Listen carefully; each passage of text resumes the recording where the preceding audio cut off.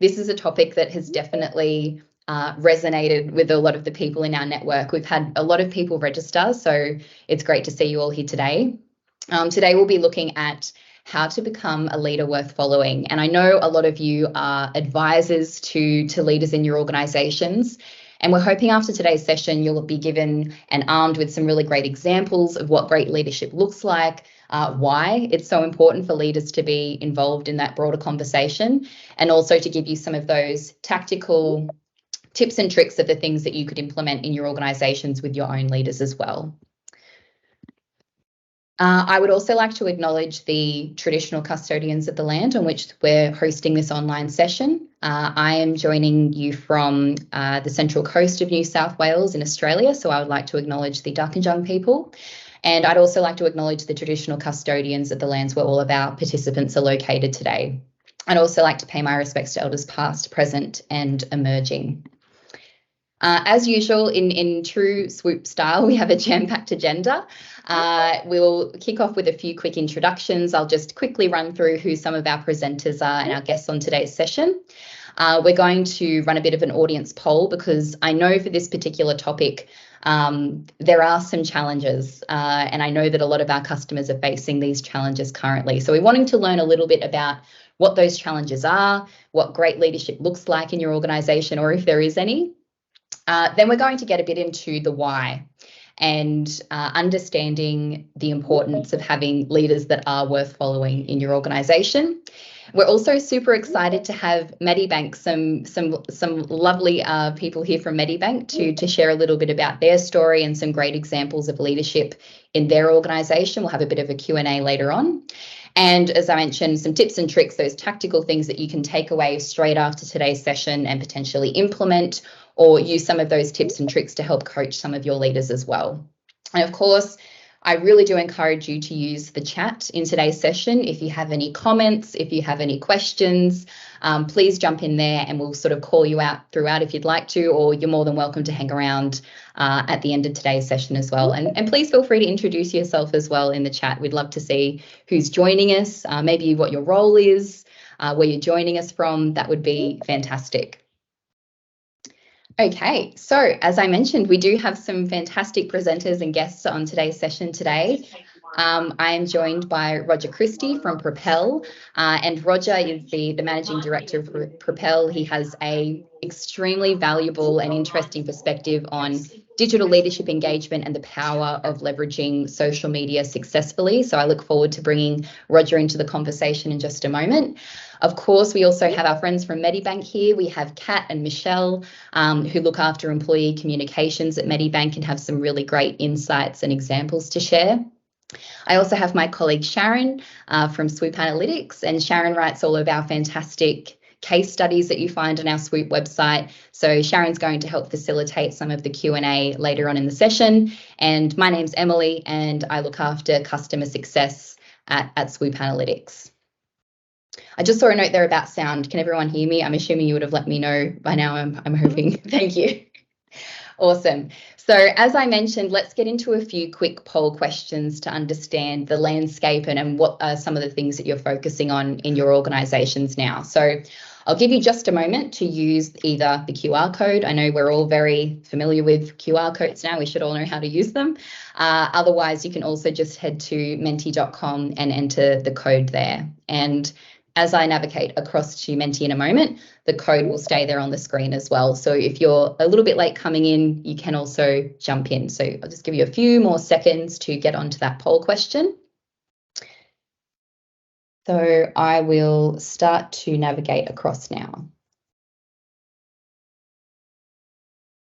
Great to see we already have some people that have been able to get in. Awesome. So the first question that we wanted to ask you is that, according to staff, are your leaders currently more or less visible than during the lockdowns of 2020 and 2021? And I think this is this is an interesting question, and I wasn't really sure where the answers would land. We can see that people now feel that they're more visible, and I wonder if that's because I wonder if that's because leaders are more face-to-face if you're in the office now. But then I also think about what that looks like in terms of scaling as well. So throughout the pandemic and lockdowns, of course, we had to rely more on digital platforms, whether that be social media or enterprise social if you're using Yammer or Workplace in your organization. So I'm actually quite interested to see that there are some that feel that leaders are less visible now that we've moved out of lockdowns and perhaps are a little bit more face-to-face. Roger, I'm wondering if you have any interesting perspectives on this. Hi, Emily. Look, I think, as you say, the split is what's interesting. Either way, we know that, and then one of the things we're going to cover today, obviously, is probably, well, arguably more challenging today than it has been over the past couple of years. I think we might, whether it's the 14 people who have said leaders are more visible now, or the 8 who said they're less visible, as we move into this hybrid world of working, you've almost got multiple domains that you've got to keep across, and then multiple expectations or increasing expectations from staff across those domains. So yeah, it's an interesting one. There is no obviously right or wrong answer here. It's just the challenge that we're all facing, which is there's an expectation to be visible and present across a range of different channels today. It's tricky. Okay, so let's move on to our second question. Which statement best describes your leader's perspective on either enterprise social, or it could even be social media across LinkedIn or Twitter? We've got a few sort of categories where I think majority of your leaders would probably fit into one of them. So on one end of the spectrum, we've got the leaders who are using enterprise social and social media as that strategic comms tool. They're getting really great value out of participating. Is it really great for staff engagement? But maybe there's that common criticism that I just don't have the time to do this. Do they use it to understand staff attitudes, but there is a little bit of hesitancy around posting and putting themselves out there? Are they posting when their comms advisors tell them to? And that's fine if that's where you're at the moment, and we'll get into a few examples around that later on. Do they have other priorities? If you want to share in the chat if there are other buckets where they're falling into. I'm actually interested to see that there are some who are already really getting value and they understand that value. But I feel like more of those answers are filtering in for some of those other buckets where maybe they haven't fully embraced it just yet. Thank you for participating in that one. We do have a few more. Now, I want you to maybe think about, as you're scrolling through LinkedIn or maybe consuming other media, who is a leader that you think is worth following? Now, this could be somebody within your own organization. It might be somebody in your broader network. It might be someone who's super aspirational. I think this is just you're able to enter maybe a few different examples in sort of a word cloud. We've got some examples of those sort of traits of the leaders, but I'm talking like specific leaders. What are their names? Who are they? I think for myself, and this is probably one that's a little bit closer to my network and who I see on LinkedIn. And Roger, I know on one of your recent podcast episodes with Martin Stewart Weeks, you spoke about Victor Dominello, and I think he is a fantastic example of a leader in the way that he is really authentic in the way that he uses social media, the way that he's so consistent, and even like shares that little bit of sort of that personal element as well. I really love that example. If you haven't come across any of Victor's social posts, I'd strongly encourage you to check it out. It's a great sort of best practice example. Some other example. Victor Dominello, straight up there on the screen. I didn't even notice. Richard Branson, I knew that was a name that would come up. Amy, did you write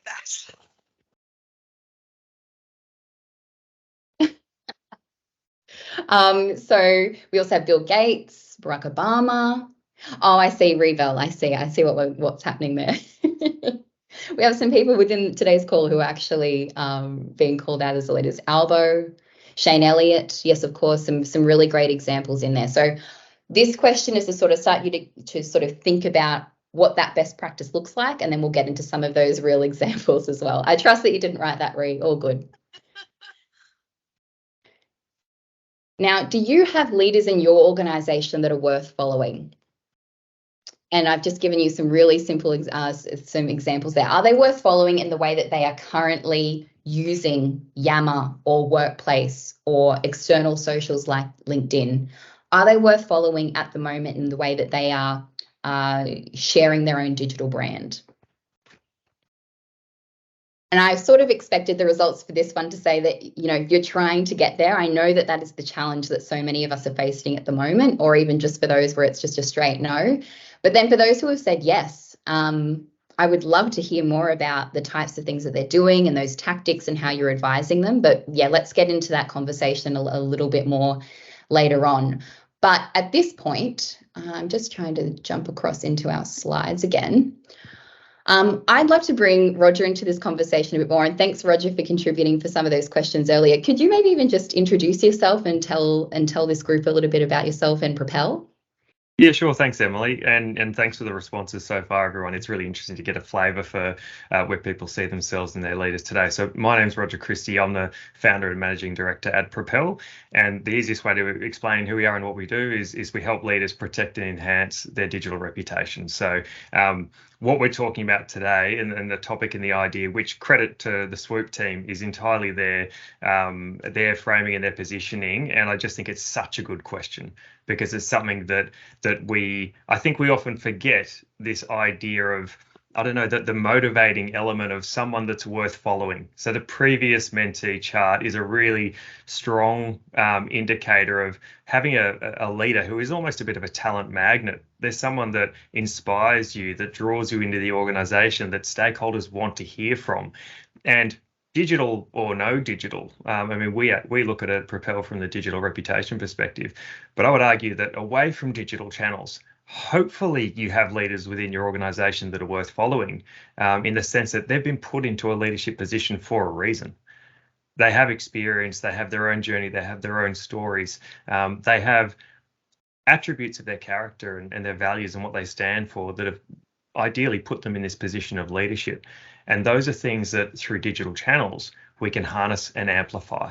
And so that's what we're talking about today in terms of being worth following. And then the perspective that I'll bring, as Emily said right up front, is ideally provide a bit more from the external world. And I know there's going to be plenty of views today around the internal world of enterprise social networks. So where I thought I'd start and hopefully frame today's conversation is this idea of, I suppose, asking yourself, are your leaders worth following? So we've got that as a survey, or as one of the questions already. Just keep that in mind as we work through this, as we unpack it a little bit. And I love this quote from Craig Mullaney, who's one of the partners at Brunswick Group, which, if you haven't seen it, Brunswick Group puts out an annual, well, they put out several reports, but one of their annual reports is called the Connected Leadership Report. And I'd highly recommend you go and have a look at that. If you're looking for stats in terms of expectations of leaders today, but also for examples and anecdotes, verbatims from CEOs themselves around how they use digital channels to communicate. And he says, you can't follow someone you don't trust, and you can't trust someone you don't know. So in this concept of, are our leaders worth following today, and how to become one,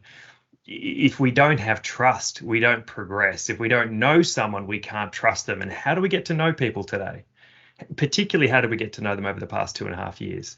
And by and large, that's through digital channels, when that physical world is so disconnected. So I think that's really helpful framing to think you can be a wonderful person face to face, but if you want to scale that impact, and if you want to resonate with wider, greater audiences, and in a more enduring way, in the sense that everything online is searchable and accessible, then we really should be harnessing these channels.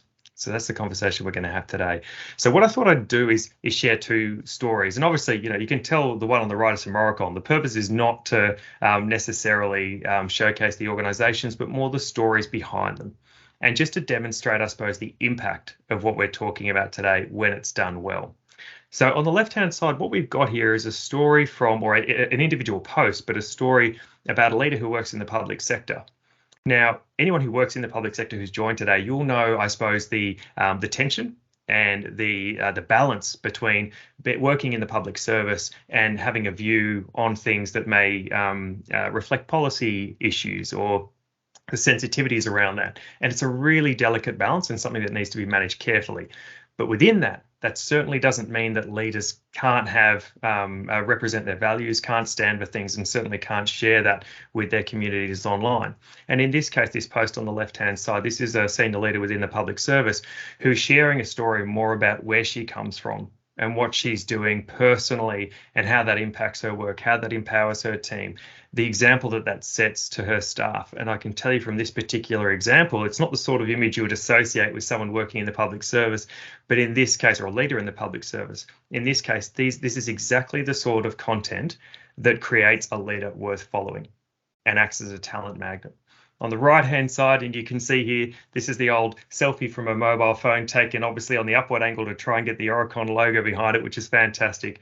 And in this case, the CEO of Aurecon, this is William Cox here, he's taken a photo of himself out the front of the building before they moved offices and shared some nostalgic photos of where it all began. This is probably a common scenario for a lot of leaders when you change office or when there's a kind of major milestone in business. How are your leaders celebrating that today, or how are they recognizing that today? In Bill's case, the post that goes along with this, and we will unpack it a little bit later on, but in this case, it's so authentic. It shares some real nostalgia and some real stories from what he's done over the years, and he's been on that journey. You can see the authenticity from that photo of him at the desk covered in paper. This is his story, and just the goodwill that brought out, this particular post brought out, demonstrates the following that he's had for many years, even people who have since left the organization. These are the sort of stories that are genuinely everyday stories that you can be using digital channels to help magnify and amplify and become a leader worth following. On the next slide, Emily, I think there's just some numbers behind this. I'm not going to read through all of them, but why this all matters, and you're welcome to take this down, and I reference the Connected Leadership report here too. But why this matters is that candidates want to hear from leaders. We also know that employees want to hear from leaders, and particularly right now, given the state of flux across every industry, they want to feel reassured. And there was some really interesting research that showed, out of Franklin Covey, that showed that staff are actually 9 times more critical of a leader who under-communicates right now. So I appreciate it is an expectation and a drain on leaders' times, but the importance of getting it right in terms of building empathy and understanding with your employees is so important. Stakeholders want to hear more than just scripted messages. We all know this. I'm sure you all do, whether it's LinkedIn, whether it's looking at, internal enterprise social networks like Yammer or Workplace. If you see something that's heavily scripted, you'll know it's not necessarily come from that leader. Now, that's not to say that there isn't a time and a place for an official message, but at the same time, we know that there's information that can be positioned as authentic, and there's information that comes across as very scripted. They want to hear more than that. They want to hear what's inside the leader's chest, in their hearts, what they're thinking, what they're feeling, and it is about more than just sticking to the script. The other important thing I know we'll unpack today is that leaders can't simply broadcast. Social media, whether it's internal or external, is not a one-way street. It is not a broadcast medium. It's social because it's social. So we've got to remember that, and remember that engagement has a critical role to play in driving affinity. And the last point here, and why, if anyone's hearing all this and going, yeah, great, okay, this is good, but what about the individual piece? Why does it have to be my leader? Why can't it be my brand or my organization out there telling these stories, out there engaging candidates and employees? Because they want to hear from the individuals. They want to hear people's stories. They want to hear from people like themselves, even if they are in a position of leadership. And what I'd recommend is going and looking at these examples yourselves. And as we go through today, there'll be some here, but going and looking at examples yourselves and seeing how a message that's delivered by an individual differs from something delivered by an organization. There's a lot more emotion and affinity that comes from connecting with another human being, even if it's through digital channels. So the last things to consider are your leaders, as you reflect on the examples we've seen already, and we'll go through more shortly. But as you reflect on these, consider, are your leaders' efforts more purpose? Is it more about the message they're trying to get across, or the polish, the way that it's packaged up? Is it more about listening or talking? Is it more about conversation or broadcast? Is it more inclusive, or is it more self-centered? It's more self-interested. These are the sorts of questions you should be asking about your leaders' efforts, just to make sure that it's, that you're doing the right things and that you're setting your leaders up for success. Because at the end of the day, if they can get this right, that is what makes a leader worth following. Thanks, Roger. And we also wanted to share some of that perspective on the internal side as well, and some of the numbers that really back up why this is so important. For any of these slides and any of those data points that Roger's referred to, or even just some of these slides straight here that we're about to walk through, please feel free to use these and take these when you are coaching and advising leaders to show them what that impact is.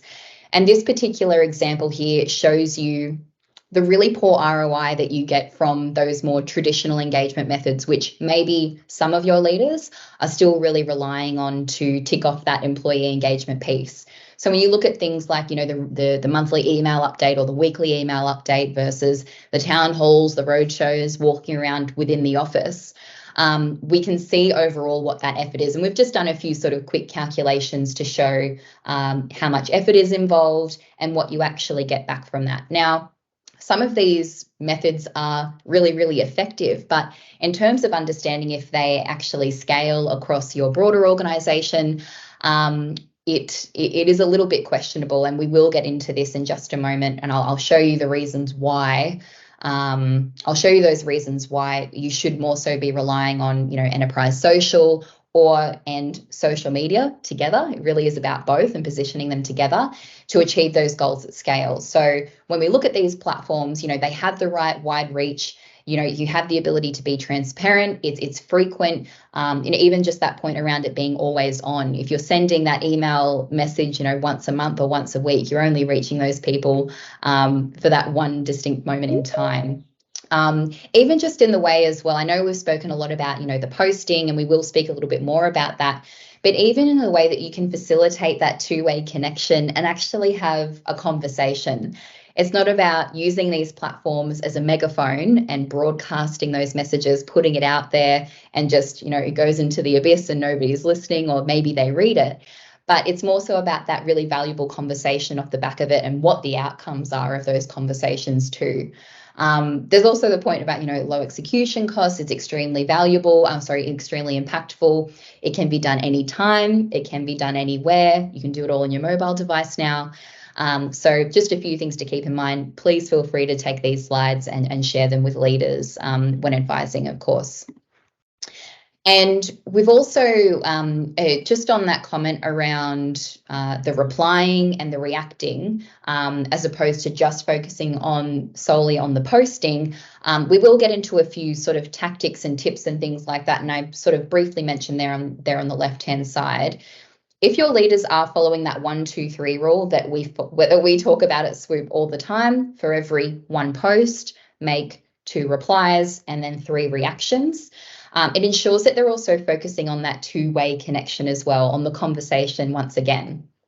And we've done a little bit of a bit of research around this to see the impact of the replying and the reacting. And what we found is for those leaders who did reply to their employees on their posts, it actually did result in a 50% increase in the employees' engagement as a result. So that might be an example where you might be scrolling through one of these platforms, whether it be Yammer or Workplace, for this particular piece of research. An employee has made a post, maybe it's something that's a bit warm and fuzzy or a bit of recognition. And perhaps the CEO has jumped in on that thread, also provided some additional recognition, maybe even mentioned in some extra people. The impact on that employee who made that post is really incredible.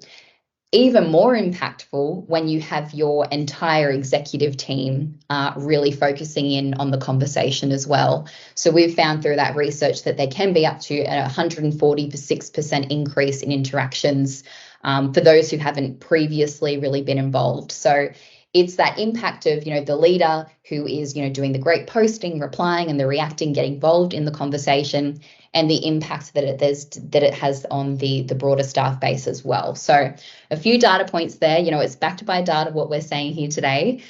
So just to keep all of that in mind as well. Now, at this point, I would like to bring Medibank into the conversation. And Sharon, I might hand over to you to facilitate a bit of a Q&A, and I'm sure we'll also bring Roger in as well to give some of those perspectives on the external social media. So over to you, Sharon. Thank you very much, Emily. And Michelle and Kat, welcome, and thank you so much for joining us and sharing some examples of what internal social media posts from a leader worth following look like. So I probably don't need to introduce Medibank to anyone in this audience, but for anyone who's watching the recording, especially from overseas, Medibank is Australia's largest private health insurer. So well known right across Australia. So Michelle and Kat, you picked out a leader that you think is worth following on your internal social networks, and you shared a few examples of some, I believe it's Yammer posts that you that this particular leader has posted. Can you start by just introducing this leader to us, who he is, and why he's a leader worth following? Yeah, happy to, and thank you for having us. Andy, also the leader we picked out is Andy Hitchens. So he's the senior executive of our customer channels. So essentially is the executive for our retail, web chat and phone call centers. And Andy is probably one of our star Yammer users. He's the type of user you can tell he gets onto Yammer and does the not potentially in a rule of 3 reactions, 2 comments, but he does engage with posts and also posts as well. And I think what helps with Andy with that is that he's he's never had a whole team in the office with him. So to connect and engage with his workforce, prior to COVID, we've got retail store members, over in WA and all over Australia. So it was really important for him to have a way to show his authentic self without it needing to be in the office, because he's never had that kind of opportunity to do that. So he does that really well anyway, I think, which is great. And he's sort of one of those people that he loves to engage. He loves people. And, I think we'll see in some of the examples, his leadership is broader than just within his own team as well. Great. Well, let's just jump, Emily, if you can move to one of the first example. And Michelle or Kat, can you just talk us through this one? This one is probably more of the scripted, more formal posts. I would say it was part of a comms plan that someone had put together in our team as well. It's probably one of the least preferred examples, if anything. I would say Andy's probably copy and pasted this one, tagged who he's had to tag, and done what he needed. But what's really great about this is actually what the follow-on. So I would say, what his team has actually done is engage with the posts. So every year the channels team have a conference, and leaders from all over the country go to it. But unfortunately, our frontline teams can't, because obviously they're in stores or on the phone talking to our customers. But didn't want them to miss out. So the purpose of this is getting them to be able to ask questions and, send in videos so that they can still be involved and then see the responses afterwards. And, I think there's, 50 odd sort of comments in there, and, it's done exactly what we needed it to do. If the team felt like they were included in the event without being able to attend, and they could sort of, still get that time with the exec as well. What I also really liked about this was that we can have, it's not just sometimes we say, send your questions in via Menti or send them via an email, we'll make sure they're answered. This meant that everyone could see the answers, everyone could see the questions, and we know that prompts more conversations or more questions afterwards as well. Yeah, well, that was when I looked at this post, and everyone who's reading it now, did you, maybe, I don't know, a show of hands for anyone on video, did you think it was written by the leader, or was it an internal comms? Because I must admit, I read that and thought, oh, that's an internal comms post. But at the same time, it hits all the right marks, because he's asking people for their opinion. Like you say, Michelle, it's a platform where everyone's voice can be heard. So he's, obviously as an internal comms team, you've hit the right marks there. It's a good example actually to show, as you were saying, that it was it was written for him, and yet it's still be able to create that engagement. So a good example of that. But why don't we move on to the next one, because I think it's pretty obvious that maybe this one is an authentic one from himself. Definitely. Andy's done this one on his own. So this group is it's a bike riding group essentially, which was in place before COVID, but has sort of grown a little bit as we've come out of lockdowns. But yeah, essentially Andy's just posted in the group. He's probably become a bit of a natural leader in this space anyway, because I think sometimes even from a social perspective, we still look to our formal leaders to help kick off those events or whatnot. But yeah, he's essentially just posted in the group who wants to go for a ride tomorrow. What we would say if we were coaching him on that was to potentially, tag some people that have been in previous ones, add a photo, hashtags if sort of relevant, potentially not so much for this one. But at the same time, it still had the impact where, we're able to get together the next day, I think it was, and do their monthly bike ride. So this one's definitely more authentic, and Andy's done that on his own, which is great. You may not know the answer to this, Michelle, but did a lot of people end up joining him on those rides, or do they join him? I think they generally speaking, they get about 10 people or so. I don't know if this one specifically, I've noticed he kind of only did it the day before, so probably a bit, or not too far ahead of time, so that may not have helped. But yeah, I think particularly in the warmer months, they there's a group that catch up and have coffee and breakfast and whatnot. Yeah, that's really cool. I saw Ryan's comment in the chat here now. He's saying, well done on getting employees interested in the leadership conference too. This is referring to the last post. They haven't cracked that yet. So can follow Medibank's example, everyone. We've got one more post to share, and this one is a recognition one. Michelle, can you talk us through this one? Yeah, so this was part of a broader campaign. So this isn't actually Andy who's posted it, but he's commented. So what sort of blocked out there just for the employees' privacy is our lock screen. So we use that as another comms channel to, I guess, reinforce different campaigns that we're running. And this one is celebrating one of our retail employees, so what makes them unique and remarkable. And that employees manager who's sort of within Andy's team has posted it, but then what Andy would have done without needing to be nudged or pushed or anything like that is he's commented on that, which I think, I think it was Roger or Emily's point earlier, getting that feedback off, your senior executive, from a few levels up would have just made that employee's day, we'd imagine. And, Andy does that all the time. So this, there's plenty of posts we could have picked out with, Andy sort of taking the time out of his day to acknowledge the employees and whatever's the post. And I think what's helps within the space from that is that all of Andy's team will post as well, because they know that they're going to get that engagement off Andy. Because I think, we're all human. No one wants to post something that doesn't get a like or a comment or, whatever it is, whether that's on Yammer or social media. Everyone likes to have that bit of love come back. So I think, within that team, they've created that culture where, Yammer is a channel where they recognise people and celebrate successes and whatnot. And I think Andy's sort of played a big role in that because he's led it from the top. So, Michelle, do you think it's just as important almost for these leaders to be able to, like you say, 5 to 10 minutes a day, I think Emily was suggesting, scrolling through and just listening to employees and replying to them that way? Is that almost as powerful as doing your own posts? I would say it's probably more powerful in some cases. I think because it means that, if you post something and you're getting engagement, or if you see a leader sort of post on it, you're more likely to keep posting or sort of keep engaging. So I think it actually sets kind of the tone or helps to create that more social connection on Yammer as well. And Michelle, just one other thing, I guess this is more referring back to that very first post. I mean, you guys know that Andy's a great leader, he gets lots of followers, but you were explaining to us a while back that you use the SWOOP most influential people widget within the SWOOP dashboard, and that actually can identify leaders that you can target for those internal comms to push out messages, get engagement, that type of thing. Yeah, that's right. Kat, do you want to talk to that one? Yeah, sure.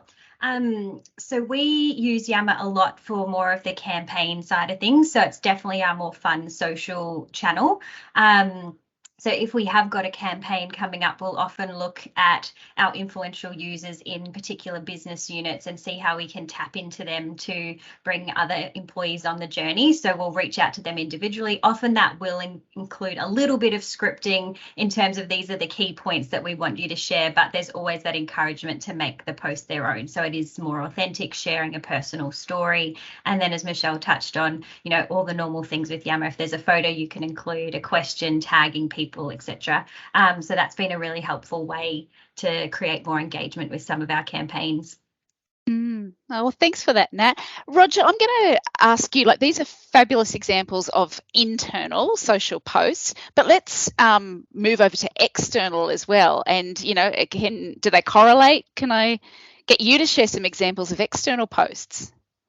Yeah, sure. Thanks, Sharon. And look, the thing I'd say right up front is the principles that apply internally are by and large the principles that apply externally. I appreciate there's some substance within messages that you wouldn't share on an external social channel. And obviously that's almost like a decision-making filter that every organization needs to have. But by and large, whatever you like, and there's some great examples there from Medibank. Thanks for sharing those, Michelle, because you'll see the correlation, I suppose, the parallels between what's been done there and what's being done here in the case of, again, Aurecon. And I'm going back to that post that I shared earlier, which Bill Cox shared, that got 2,500 reactions and comments and shares and that sort of thing, which is just a phenomenal result given the normal levels of engagement he has. And this is the benefit of doing it externally as well. So what you can see here is character coming through. And the point you make, Michelle, about what's more valuable, the post versus the comment, here you can see the comments from Bill as well. It shares a bit of character and humor from the leader. It reveals more about the person themselves rather than just this, person sitting in an ivory tower that people come to expect hearing for official announcements from. There's some real character here. And if you, for those of us that are in Sydney, if you know the Oaks in Neutral Bay, that's where Aurecon's offices, previous offices were based near. You can see the humour here about relocating the Oaks as well. And if you've got to spare 175 million, sure, we can do that, or you can buy it yourself. So again, you're able to have this sort of dialogue and present more of a holistic human being rather than this kind of, one-dimensional character. The benefit of doing this externally is that look at the comments that come. So if you're doing it internally, it obviously serves a purpose. It is absolutely horses for courses. If you do this externally, all that goodwill, the bike riding example is a good one. If you're doing these sorts of initiatives internally and leaders are genuinely leading from the front, taking that externally all of a sudden exposes that sort of goodwill and that sort of culture to an external audience that is infinite. It is literally infinite to the extent of LinkedIn or the extent of Twitter. And in this case, you can see people are commenting saying, the comment down the bottom there, I love it. You'll have trouble keeping people out of the office. We know how many people are struggling with the return to work conversation and getting people back in the office. Well, you've got third parties here saying that Aurecon doesn't have that issue because of such goodwill that you can see literally, waves of goodwill coming out off the back of this post. And I include the example on the right-hand side. I don't know how small it is on your screen, but that example, this is all connected to the same post, by the way, because it is different. This is someone who, because of that post, has had that kind of trigger of nostalgia brought up, and she's decided to share this story about where it all began for her. And the fact that she was working somewhere different, this was related to the Hong Kong International Airport, given all this context, and then said, isn't it funny that now I have the pleasure of joining the Aurecon group? And so these little things that your leaders are doing, maybe even 20 odd years ago, in some cases, people remember them. And what we're doing by harnessing external social media channels is we're giving those stories a chance to be aired. And we're giving, once those stories are aired, we're giving them a chance to spread like wildfire. So it's really good stuff. On the next slide, there's also some examples of, I think, similar to the ones, Michelle, you were sharing just now. What we're talking about here is the value of that interaction, that leadership interaction, and being aware of what's going on in the lives of your staff or the lives of your other stakeholders, if it's external social, and using that as an opportunity to reflect your culture and your values as well. So in this case, it might be as simple like, you can see up the top there, William Cox likes this. It's simply, rather than him being the constant source and stream of information around every single issue and piece of news and whatever that's coming out of Aurecon, he can use his staff. The staff feel empowered and enabled to tell their own stories, and he can be a participant. He can be someone who actually gives those stories a platform and elevates them rather than being the single focus of attention. And again, in the external world, what is wonderful is, someone here sharing a story about the shared care policy. That's something that sits obviously at the core of Aurecon as I think they've been recognised multiple times actually for diversity and inclusion. So as an employer who has that as one of their core values and something that sits at the core of their culture, others are telling this story. Bill's job in this case is simply to give them a platform. The example in the middle, he's obviously, whether he's being shared these posts or whether he's keeping an eye on them every now and again as well. You can see even things like colleagues who are in completely different markets who have made it to Everest Base Camp and sharing the link between that story and their working life. Again, Bill's in there and giving them congratulations. And I really love the last one because it's something that is so authentic and so human, in the sense that you can see this lady is completing her MBA while folding the washing and sitting at home. And this is obviously a photo that she's chosen to share herself. And she's trying to fit this in around the madness of life that we all went through over the past little while. And again, he's jumped on there as a CEO and said, congratulations, this is thoroughly deserved. And just given that, what does that do for someone? How much does that build them up and reflect the culture that you want all your staff to buy into? This is being done in an accessible, searchable environment. This is not being done within the four walls of an enterprise social network. So it's horses for courses, but the benefit of external social is that anyone at any time can see this stuff, can take that goodwill and can use it to make decisions about whether they want to join your organization, work with your organization, whatever it might be.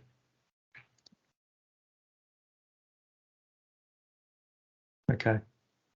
That's everything for me, sorry, unless people had questions about if they wanted to ask anything about these examples. And by the way, we don't work with Aurecon. It wasn't meant to be an Aurecon loving at all. It's just a really good example. So there's plenty of others out there. I mean, Emily, right at the start, you mentioned Victor Dominello. That's one of the things I love about the work he does too. Despite the busyness, and I know that was one of the issues that was brought up earlier, these people are busy. Of course they're busy. All leaders are busy. They see the value of investing time in this space because it does give them an amplification benefit to reflect corporate culture and corporate values in a way that you simply cannot do through any other medium. Thanks, Roger. And thank you so much as well to Michelle and Kat from Medibank as well for sharing some of those examples. It always helps to see how this was reflected in real life. It's all well and good for us to talk about the why and the how, but then seeing those real examples, I think, can sometimes be really helpful and aspirational in a lot of these cases here as well. So for what we will do now, we're going to jump into some of the tips and the how. So these are the things that you can take away from this session. There's a download that I can direct you to as well that I think will be really helpful, but I'll just jump straight into some of those top tips. And if you're a SWOOP customer and you're regularly using SWOOP already, you probably hear us talk about these quite a lot. But for those who are new or, in our broader network, it's really good to sort of bring this back to basics, especially for the leaders who are really yet to really embrace these platforms. So we've mentioned it a few times already. About 5 minutes a day is all you need to be engaged and to be active and a part of those conversations, whether it be on internal or external social media. We always talk about just having the app on your phone. It can just be a really great way to make it much more accessible so that you can do it on the go. We've had a look at a few different examples of posts, and we've actually done a bit of research on this at SWOOP as well. It's something that we get asked quite a lot, what is the perfect length for a post? And for this particular research, this applies to the more internal side. So I'm not sure what this looks like for LinkedIn. Maybe there is a sweet spot that Roger could talk to, but we find for internal, it's more so around the 2,000 character mark, or somewhere between 500 and 2,000 characters. That isn't words. That's characters. So if you do sort of have a chunk of text in Word or something, you can have a look and see what that looks like. And then we also, just to get them started as well, joining 2 to 3 communities as a starting point. I know it can be, or groups as well for Workplace. I know it can be quite overwhelming for somebody to jump into these platforms as a new user. And you might feel inclined to join, 50 different communities or groups, or join every single community to get started, which does make it it is quite a lot to deal with. So 2 to 3 to start with. Becoming active and engaged in those communities in a purposeful way is a really great place to start, and then you can sort of expand that membership elsewhere as well. Roger, do you have any perspectives about that for external? I was just going to add one thing to it, and it really goes back to that first point around the amount of time that people need to spend. Time was obviously raised as an issue. We've talked about it already, and you're saying here that it's around 5 minutes. What I'd encourage people, it sounds unrealistic, but Emily's actually being honest here. It's the challenge isn't in the 5 minutes itself. It's making sure that they're 5 quality minutes. And certainly what we hear from people is, my LinkedIn feed's full of rubbish. I never get any value from the content that comes through there. I never see any of the important stakeholders that I want to. So that 5 minutes, it just disappears so quickly, and they end up spending hours and hours getting frustrated and then never coming back again.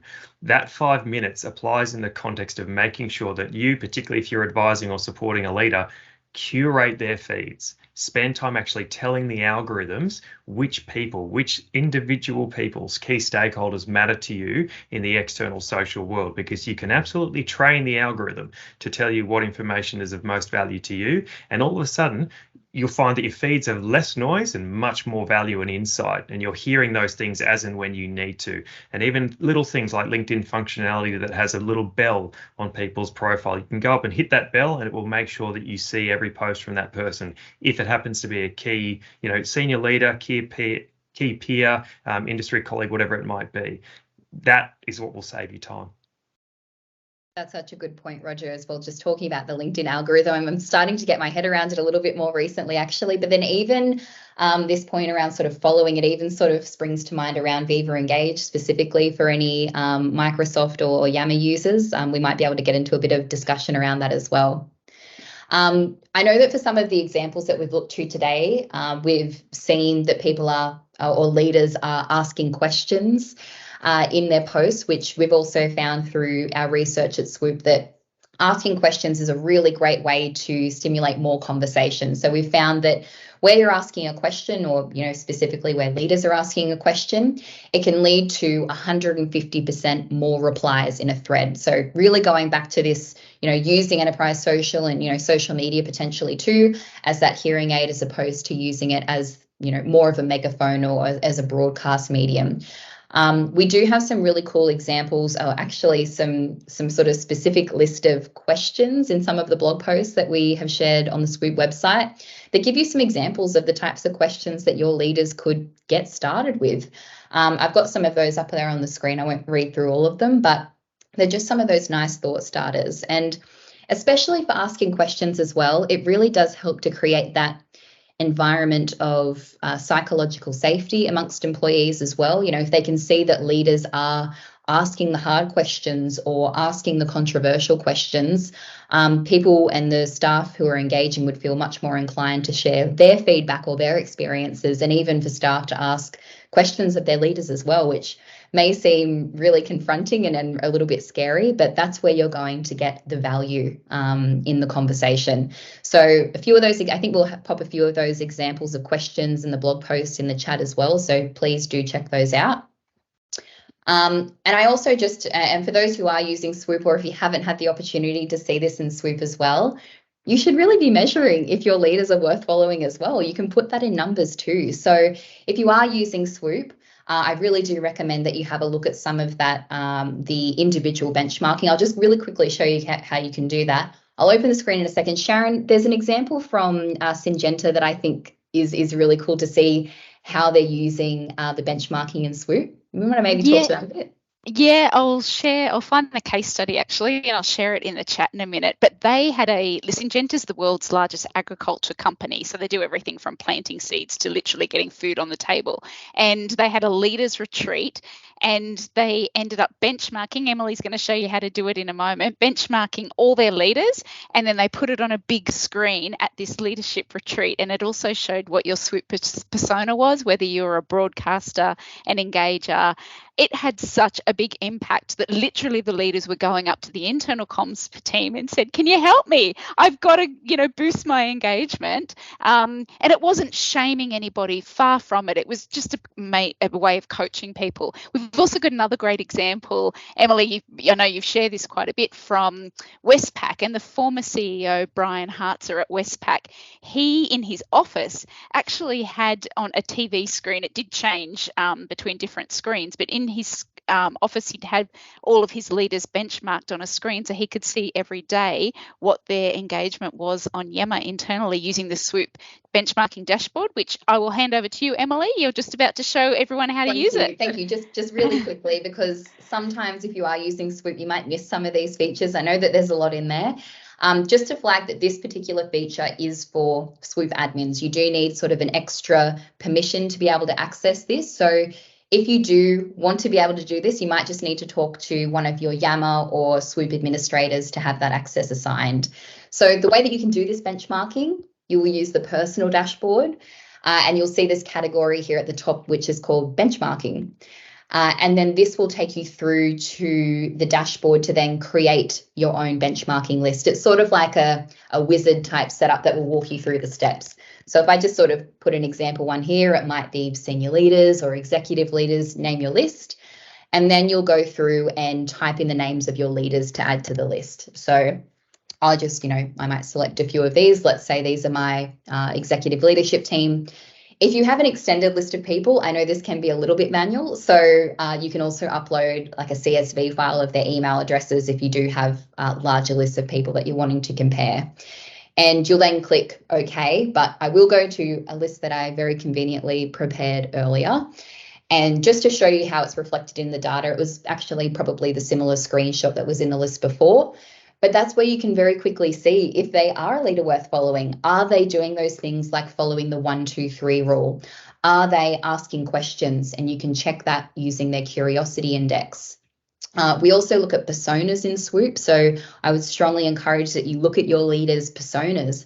Are they engagers? Are they catalysts? Or are they falling into that broadcaster category where they're using their platform as more of a megaphone? Actually, Roger, I'm wondering, even just on the measurement side for LinkedIn and externals, is there anything that you'd advise around that? So there's nothing as comprehensive as you have, Emily. So the SWOOP data is, really top drawer. LinkedIn, unfortunately, is one of those channels that is, if anyone who's spent a bit of time in that platform knows, they're a closed book as far as what they give to third parties and whatnot. There is a tool called Shield that you can look into if you want to see a bit more data around individuals. There's obviously a fair bit of company page data, but that's not what we're talking about here. So yeah, and also the other thing I'd say is it's a little bit, what is your leader trying to achieve? Because the examples that we've gone through today, there are some leaders who actually at a point in time want to be seen as that visionary. They want to be seen as the person who is inspiring and encouraging. And there are also people who want to be the servant leaders. I saw Shane Elliott's name come up earlier, and he's one of the earliest and best examples of someone who has that real other person-centered approach to social media. So it does depend on what sort of image you're trying to project into the market and why, and whether that suits your leader's style. So knowing almost their DNA, that's then the approach and the strategy you take to using LinkedIn or any channel, to be honest. But therefore, measuring like for like can be different based on a leader's persona and them being authentic to themselves. So it is much more about the individual and then working ideally in partnership with others. Emily, can I jump in with some questions here too, or is it maybe not the right time? Yeah, I'm just some of the stuff that's in the chat. So there's some examples. Nicole was sharing earlier that she's with a government agency. They can't share photos, videos, that type of thing. And then Kim, is it right to say Kim's from NRMA, and she was saying like Are You OK Day is coming up as a good example. Maybe Roger and Emily, could we workshop a little bit of some ideas? Are You OK Day is coming up for an example. Is that something, even from Nicole's point of view, where you can't share photos? Maybe let's talk about how people could sort of launch some internal comms, external comms with Are You OK Day as an example. So if you want me to jump in here, yes, the please. The thing that I'd say right up front is, and I think it's an important consideration for every organisation. Your policy. Your comfort levels, your risk appetite, all those sorts of things.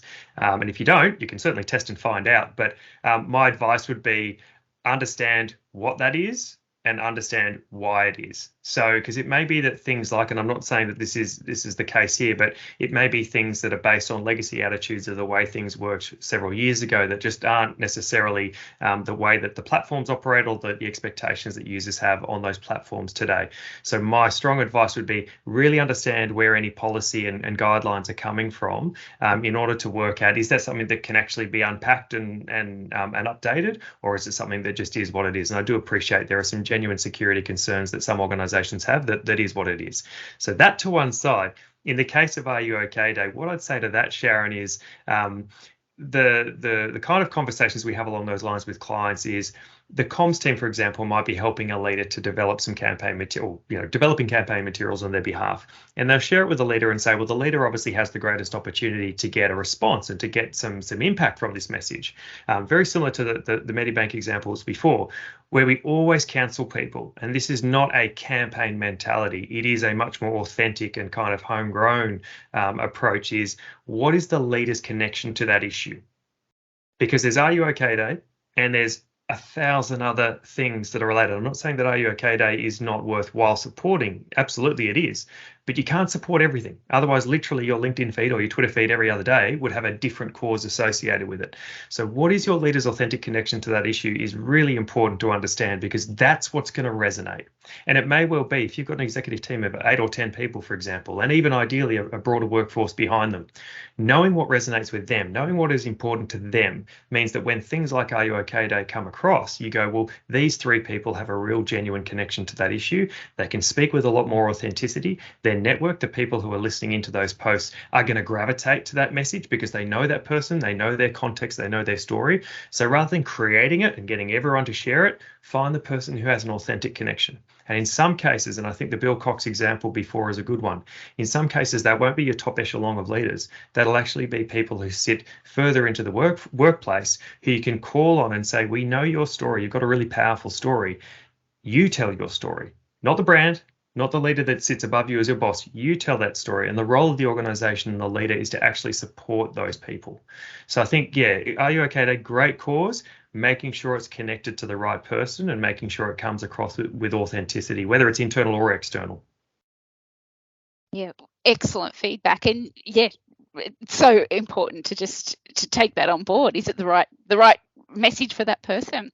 Emily, I'll go back to you, unless anyone else wants to jump in and ask questions in the chat too.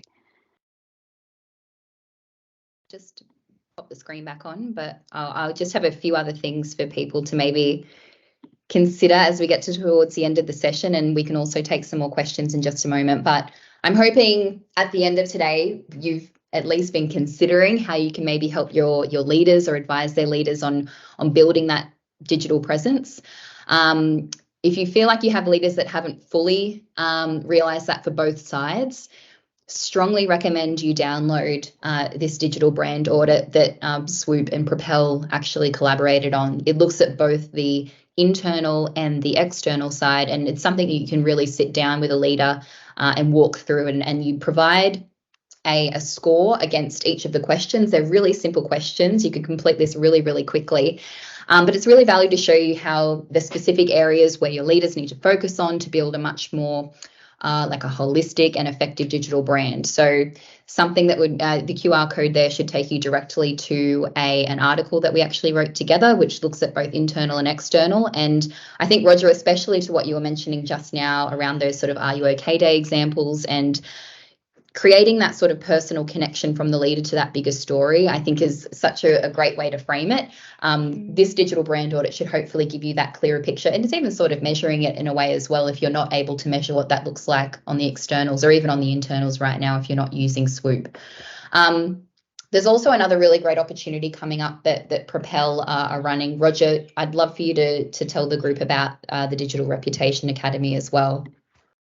Yeah, for sure. Thanks, Emily. So I suppose this is kind of the best way to explain it is it's a place where examples like those that we've gone through today, predominantly external, obviously, because it's in the public domain, but we've created this academy. It'll be launching in October. So if you're interested, I mean, by all means, click the link or you can drop me a note, follow me up on LinkedIn. The idea is that it's giving people regular examples and inspiration to then start conversations, constructive conversations internally. And I think was it Nicole's comment earlier about the restrictions that you have internally, Nicole? This is a sort of environment where we're providing regular examples so that you can see, well, how are others doing that? And ideally others that are in a similar position, i.e. if it's the public sector, for example, and you can use that to then start a constructive conversation internally. It's also supported by monthly mentoring sessions. So we jump on and have a 90-minute trends and issues conversation, but also Q&A at the end to really tackle the things that might be top of mind, the things that are keeping you up at night together. And the idea here being that collectively you're getting advice and guidance from us at Propel, but you're also getting the stories and the experiences of those who are going on this journey with you. Because as we said right at the start, and let's be honest, we are all learning. These platforms are always changing, and it's really important to learn from those around us rather than assuming we've got the answer and just kind of setting and forgetting. So the Academy is there to address those issues. If you're interested, please, by all means, drop me a note. Thanks, Roger. And just from the SWOOP side as well, oh, that's looking a little bit blurry on my screen. But if you were interested in what we're doing there around some of those measurement examples, creating those benchmarking lists, I'd be happy to sort of walk through a more detailed demonstration of some of the other metrics that we can also show you in SWOOP. For any of our customers that are on the call, if you're not sure about some of these features, or if you'd like to see a little bit more and maybe there's additional reporting or metrics that you could be looking at, please also feel free to reach out to me. I'm sort of that additional resource with the subscription to SWOOP. So also happy to help out with those questions. If you do want a demo or even potentially a free trial of SWOOP, those links will also be in the chat as well.